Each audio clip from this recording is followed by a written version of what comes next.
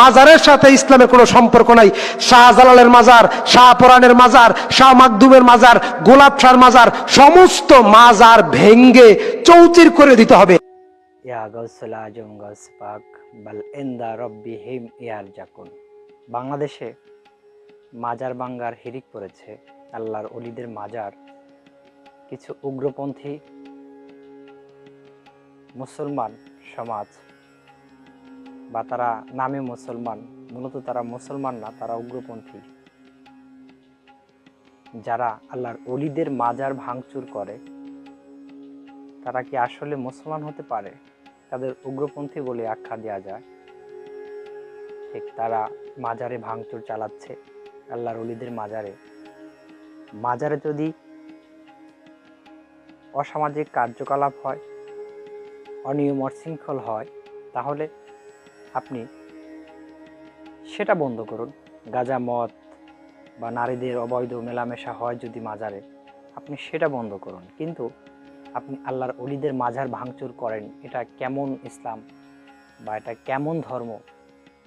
এই বিচারের ভার আপনাদের হাতে তুলে দিলাম, আপনারা এর বিচার করবেন। সুস্থ মস্তিষ্কের মানুষ, কোনো ধার্মিক মুসলমান কি কোনো মাজারে আঘাত করতে পারে বা আল্লাহর ওলিদের মাজারে আঘাত করতে পারে? তারা বলে ইসলামে নাকি মাজার নাই, ইসলামের সাথে নাকি মাজারের কোনো সম্পর্ক নাই। বাবা আদম আলাইহিসসালাম থেকে শুরু করে আজ পর্যন্ত যত ওলি আউলিয়া, নবী পয়গম্বর আসিয়াছেন, সকলেরই মাজার আছে। মাজার কার নাই আপনি বলেন?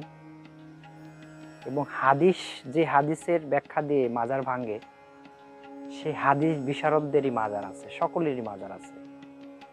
তাতে বোঝা যায় হাদিসটা জাল হাদিস, যে আলীকে অর্ডার দিয়েছেন সমস্ত উঁচা কবরকে ভেঙে গড়িয়ে দেওয়া মাটির সাথে, অথচ সেই বুখারী শরীফের, সেই বুখারী সাহেবেরই মাজার আছে, সকল হাদিস বিশারদদেরই মাজার আছে, মাযহাবের ইমাম সকলেরই মাজার আছে, সকল নবী আউলিয়াদের মাজার আছে। তাহলে এরা কারা যারা মাজার বিরোধী, যারা বলে মাজারের সাথে ইসলামের কোনো সম্পর্ক নাই? এরা কারা? দেখুন, এমন কিছু জ্ঞানপাপী এবং আলেম দাবি করে মানুষ নিজেদেরকে, তারা মাজার ভাঙ্গার সরাসরি মাজারের সাথে ইসলামের কোনো সম্পর্ক নাই। শাহজালালের মাজার, শাহপরানের মাজার, শাহ মাকদুমের মাজার, গোলাপ শাহর মাজার, সমস্ত মাজার ভেঙ্গে চৌচির করে দিতে হবে। মাজার হচ্ছে শিরিকের আড্ডাখানা, মাজারের সাথে ইসলামের কোনো সম্পর্ক নাই।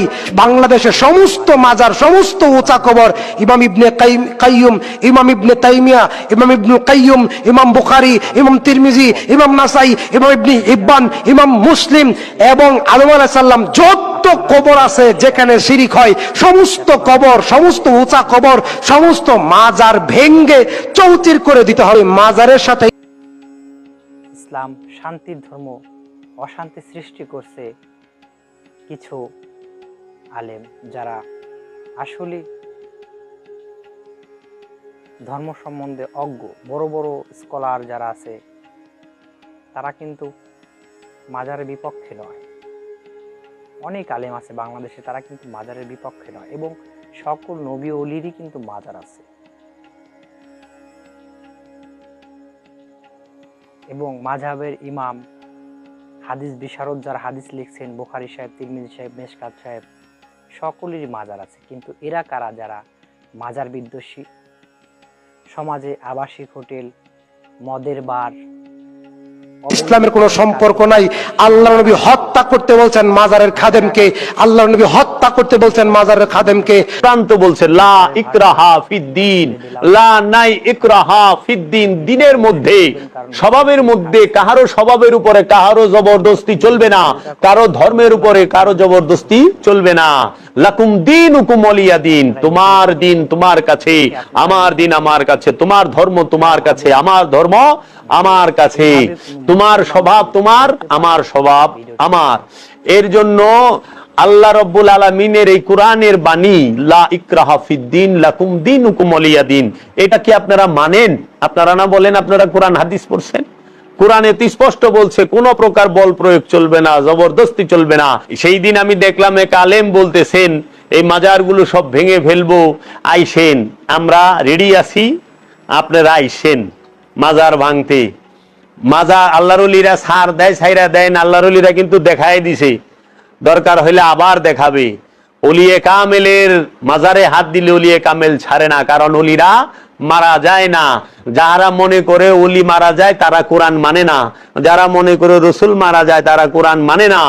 রসুল জিন্দা, রসুল সব সময় আছে, আল্লাহর ওলিরাও জিন্দা, আল্লাহর ওলিরাও রেজেক পাইতেছেন, এটা কোরআন বলে দিছে। আমি কি কোরআন মানবো না মৌলবী সাহেব মানুম? আমি কোরআন মানবো। এ দেখেন না মাজারে আগুন দেয়, আবার বলে গিলাপ দেন কেন চকমকা। আরে জিন্দা মানুষ রঙিন পোশাক পরবে, জিন্দা ওলি রঙিন পোশাক পরে, এই জন্য ওলির মাজারে গিলাপ হয়। মুর্দা কাফন পরবো, মুর্দার কবর সমান থাকবো। যে মুর্দা তার কবর হয়, আর যে জিন্দা তার মাজার হয়। মাজার আর কবর এক না, মাজার হয় আল্লাহর ওলির। আল্লাহর ওলির দেহ মুবারক পচে না, আল্লাহর ওলির দেহ মুবারক অক্ষত, এর জন্য মাজার এটা একটা নিদর্শন হিসাবে রাখা হয়। মাজার দেখলে শৈল জ্বলে শয়তানের, কারণ শয়তানের মাজার নাই, ফেরাউনের মাজার নাই, নমরুদের মাজার নাই, আবু জেহেলের মাজার নাই, আবুল আহাবের মাজার নাই, উকবার মাজার নাই, আবু সুফিয়ানের মাজার নাই, এজিদের মাজার নাই, তারপরে এই আব্দুল ওহাব নজদির মাজার নাই, এই রকম এই শেখ নজদির মাজার নাই, এই লাত মনাত উজ্জাত হবল নিকসু মাকাসুগো মাজার থাকে না। ইগিনার কবর হয়, কবরের চিহ্নও থাকে না, বুঝছা?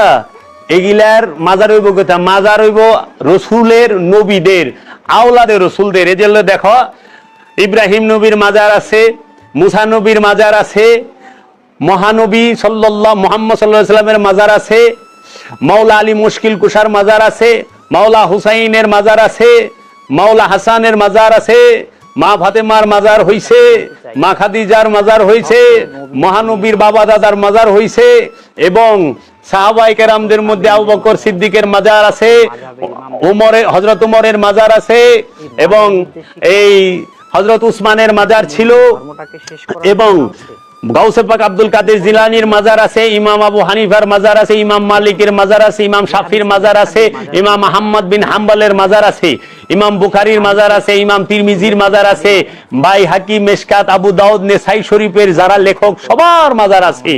মাজার আছে কাগো, মাজার মবিয়ারও আছে সিরিয়ার রাজধানীতে, যায়েন মবিয়ার অনুসারী যারা, মবিয়ারও মাজার আছে সিরিয়ায়, যা একটু দেখায়েন। ইবনে তাইমিয়ারও মাজার আছে, বুঝছেন? তাই ওলি আল্লাহও মাজার হইব। মাজার আছে কার? গাউসে পাক আব্দুল কাদের জিলানীর মাজার আছে, খাজা মঈনুদ্দিন চিশতির মাজার আছে, মহিউদ্দিন ইবনুল আরাবির মাজার আছে, জালালউদ্দিন রুমির মাজার আছে, ইবনুল আরাবির মাজার আছে, ইমাম গাজ্জালির মাজার আছে, ফখরউদ্দিন রাজির মাজার আছে, বাবা আবু আলী ফারমাদির মাজার আছে, বাবা কুতুবউদ্দিন বখতিয়ার কাকির মাজার আছে, বাবা রাংরেজের মাজার আছে, বাবা নিজামউদ্দিন আউলিয়ার বাবা মাজার আছে, বাবা শেখ ফরিদের মাজার আছে, বাবা আলাদিন কালিয়ার সাবিরির মাজার আছে, বাবা আবু আলী শাহ কালামদারের পানিপথির মাজার আছে, বাবা শেখ ফরিদের মাজার আছে, শাহজালাল বাবার